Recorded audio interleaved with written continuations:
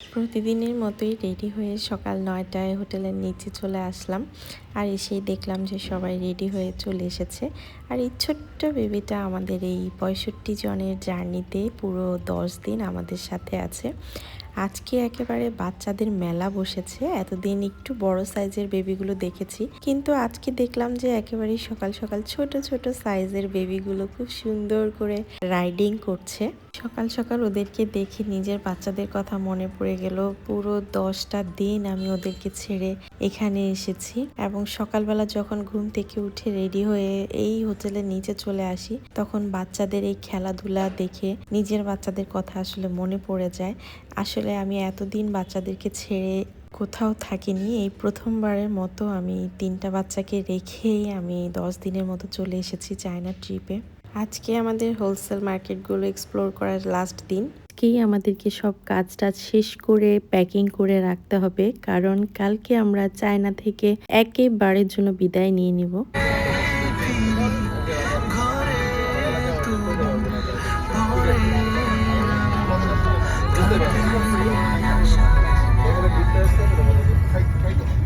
এই 10টা দিন আমরা পুরো একটা পরিবার হয়ে গিয়েছিলাম। 65 জন 65 জায়গা থেকে এসেছি, কিন্তু এই 10টা দিনে আমাদের এত ভালো একটা বন্ডিং হয়ে গিয়েছিল সবার। মনে হচ্ছিল যুগ যুগ ধরে সবাই মনে হয় অনেক পরিচিত।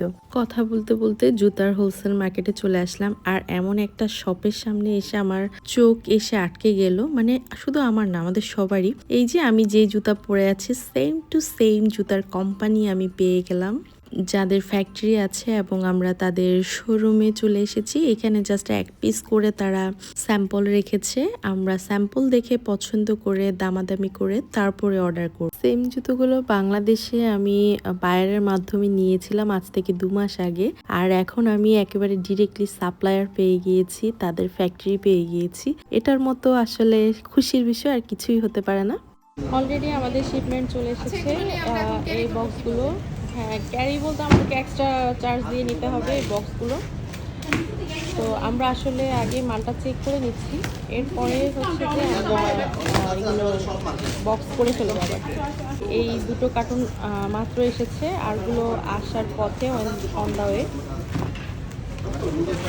তো আমরা সবাই আসলে চেক করে দেখছি যে শুজগুলো ঠিকঠাকভাবে আছে কিনা, তারপরে আমরা আবার প্যাকিং করে তারপরে নিয়ে যাব।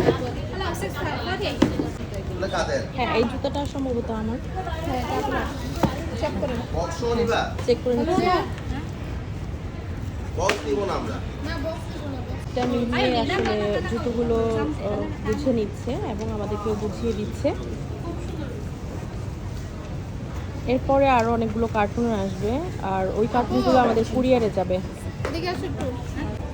আমি আসলে বক্স নিচ্ছি না, যার কারণে আমাকে জুতোগুলো এভাবে ব্যাগে করে দিচ্ছে, কারণ এত বক্স যদি ক্যারি করি আমি বাংলাদেশে নিতে পারবো না।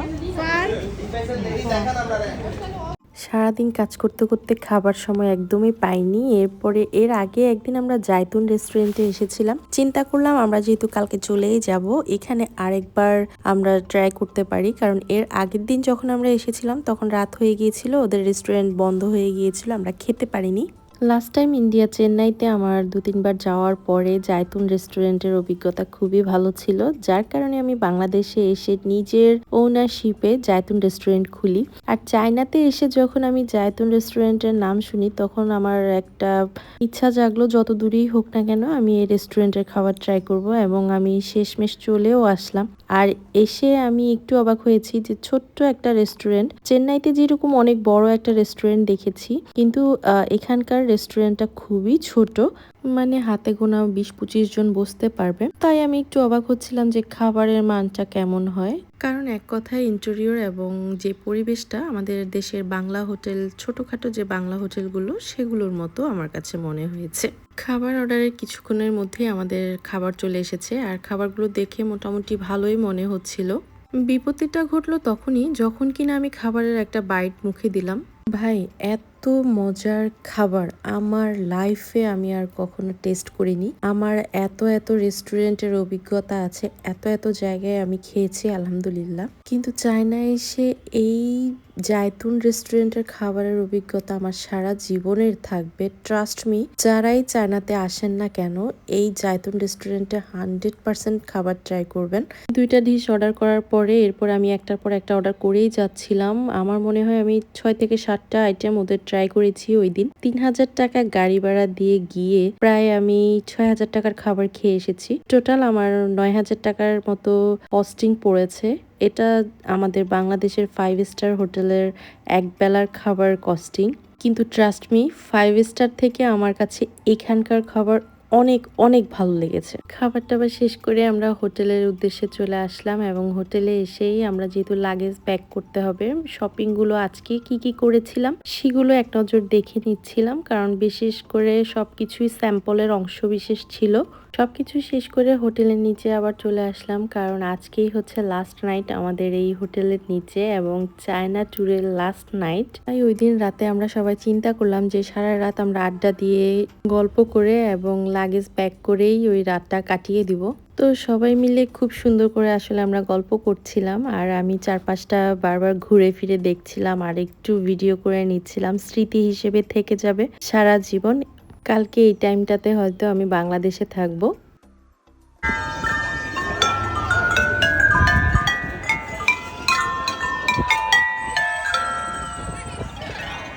গল্প করতে করতে কখন যে রাত 12টা বেজে গিয়েছে আমাদের টেরই পাইনি। এরই মাঝে খবর আসলো আমাদের 65 জনের মধ্যে জুনিয়র একজন ভাইয়ের ছেলে আছে যার জন্মদিন আজকে। তো আমরা তার জন্মদিনটা সেলিব্রেশন করতে যাচ্ছি। তারা কেক অর্ডার করেছে, আমরা কেক কাট করে জন্মদিনটা সেলিব্রেশন করব এখানে। এই ফাঁকে পাশেই মার্কেট ছিল, তো জন্মদিনের কথা শুনে আমি একটা ছোট্ট গিফট কিনে নিয়ে এসেছিলাম ওই ভাইয়ের ছেলের জন্য। আর এই ফাঁকে তারা কেক রেডি করছিল। মার্কেটের সামনের প্লেসটা খুবই সুন্দর ছিল, আর এইখানে ওপেন প্লেসে কেক কাট করতে আরো বেশি সুন্দর লাগছিল, আর এই সেলিব্রেশনটা আসলেই দরকার ছিল। কাজের ব্যস্ততার কারণে আমি চায়না গিয়ে আসলে পেস্ট্রি খুঁজে দেখা হয়নি। কেক দেখে আমার খুবই লোভ হচ্ছিল, কারণ আমি যেখানেই যাই দেশে হোক আর বিদেশে আমি পেস্ট্রি ট্রাই করার চেষ্টা করি, কারণ পেস্ট্রি আমার অনেক ফেভারিট। সবাই এক সাইডে দাঁড়াই, ছবি ভালো আসবে।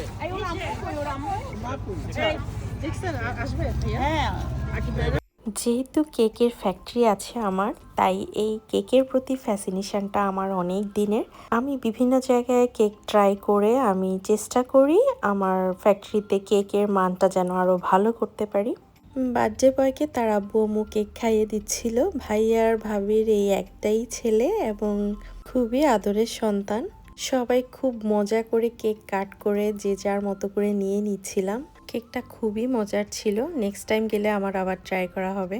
কেক খাচ্ছিলাম আর সবাই ধুমিয়ে আড্ডা দিচ্ছিলাম। কখন যে রাতটা পেরিয়ে যাচ্ছে আসলে টেরই পাচ্ছিলাম না। খুবই স্মৃতিময় একটা রাত কেটে যাচ্ছে। পরদিন সকালবেলা ঠিক 10টায় আমরা সবাই লাগেজ নিয়ে বেরিয়ে যাব।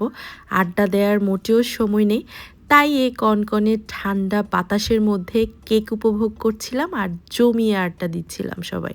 কেকটা খেতে খেতে আমি হঠাৎ করে সামনের দিকে এগিয়ে যাচ্ছিলাম, আর খুবই আশ্চর্যজনক একটা জিনিস দেখে আমি থমকে দাঁড়াই, যেটা আমার বিগত 10 দিনে দেখা হয়নি।